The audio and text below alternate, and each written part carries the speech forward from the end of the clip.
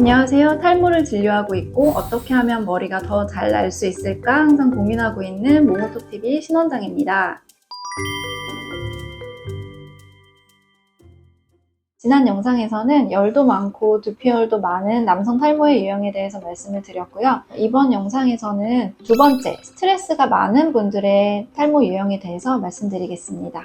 이런 분들은 스트레스가 많았을 때 탈모량이 늘은 것을 느낀다고 말씀을 하시고, 평소 지속되는 스트레스가 있다거나 딱히 특별한 스트레스 상황은 없지만 불안도가 높고 평소에 예민도가 높고 항상 긴장 상태에 있는 경우가 많다라고 말씀을 하시는 분들입니다. 지나친 스트레스도 모발의 생장 주기를 감소시키고 탈모량을 늘리기 때문에 모발이 가늘어지고 교체가 빨라지고, 그래서 볼륨이 약해지게 되기 때문에 탈모에 좋지 않은 영향을 주게 됩니다. 이런 유형에서는 타고난 모발의 굵기가 굵기보다는 가는 경우를 더 많이 본 것 같고요. 앞머리 쪽이 유달리 먼저 약해지는 케이스가 많았던 것 같습니다. 두피의 상태는 이 경우에도 열이 오르는 것을 느끼시기 때문에 두피 열감을 호소하시는 경우가 많습니다. 이분들의 신체에 나타나는 특징 중에서 가장 중요한 부분은 수면의 문제가 나타난다는 것입니다.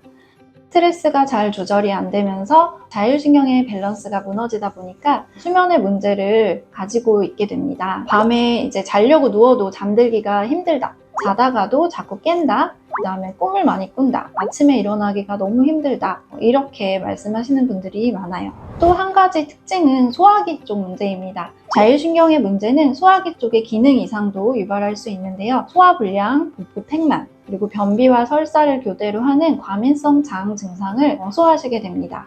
이 밖에도 평소 늘 긴장 상태가 유지가 되다 보니까 어깨 뭉침이 심하고 잦은 두통에 대한 호소도 많습니다. 두피열 탈모 유형의 분들과는 다르게 땀이 전체적으로 많이 나는 것이 아니라 긴장했을 때 땀이 날 수 있는 부위인 손, 발, 겨드랑이, 그리고 두피 얼굴 쪽으로 땀이 많고 열이 오르락 내리락 한다고 표현하시는 경우가 많고, 감정의 변화에 따라서 열의 변화를 인지하는 경우가 많습니다. 이분들의 성향을 보면요, 우리 똑같은 스트레스를 받더라도 그냥 무난하게 넘어가는 사람이 있는가 하면 그렇지 못한 분들도 있잖아요. 스트레스를 잘 풀어내지 못하면 두피열도 발생을 하고 자율신경 호르몬의 불균형도 생기면서 수면의 문제도 유발하게 되고 모발이 점점 가늘어지게 되고 탈모가 심해지는 방향으로 가게 됩니다.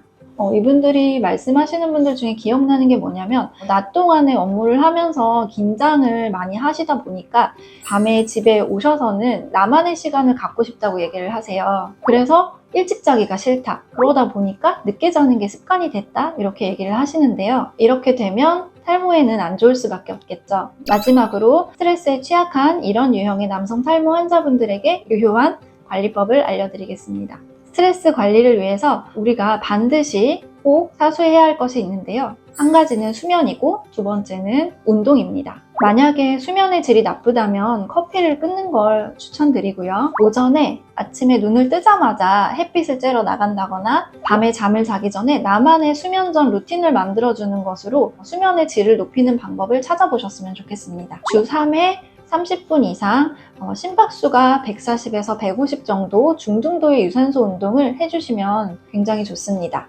저도 평상시에 스트레스 관리를 위해서 아침 운동을 꼭 하고 출근하려고 하고 늦게 퇴근하는 날도 12시 전에는 자야지 하고 노력하는 편인데요. 그렇지 않았을 때 컨디션이 나빠지는 것을 너무 잘 알고 있기 때문에 저절로 그렇게 하게 되는 것 같습니다. 내 몸에 대해서 가장 잘 알 수 있는 사람은 누구일까요? 바로 나 자신입니다. 내가 어떤 스케줄로 생활을 했을 때 내 컨디션이 가장 좋을 수 있는지를 잘 관찰해 주세요. 이번 영상은 여기서 마치고요.